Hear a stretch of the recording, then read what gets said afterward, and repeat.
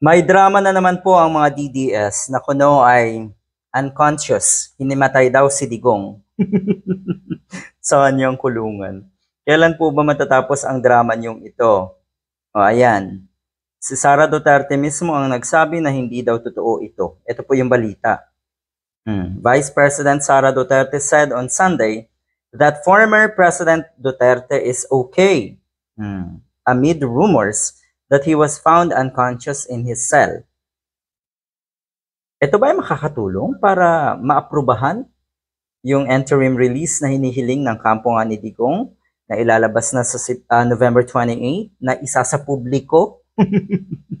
Baka lalong mapasama, baka lalong malagay sa alanganin itong si Digong sa ginagawa niyong yan. Sabi ng mga netizens, lahat ng ito, lahat ng kasinungalingan sa ating bansa ay DDS ang pinagmulan. Yan ang totoo.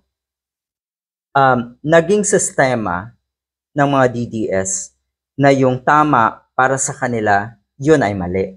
At yung mali at kawalang hiyaan para sa kanila ay dapat hangaan. Paanong nangyari yun? Bakit nagkaroon tayo ng mga kababayang ganito ang kaisipan?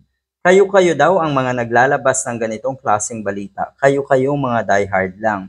Tapos sino ang magpapasinungaling nito? Kayo-kayo rin. Sino ang didepensa sa inyo? Kayo-kayo rin. Nang ibig sabihin, you see, kayo-kayo lang ang naglolokohan.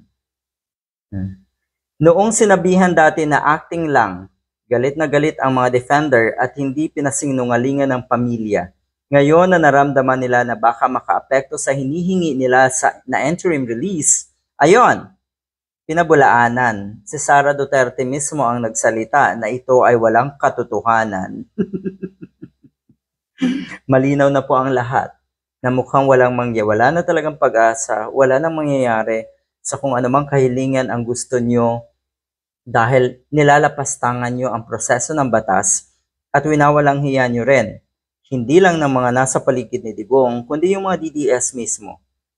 Winawalang hiya nyo ang ICC.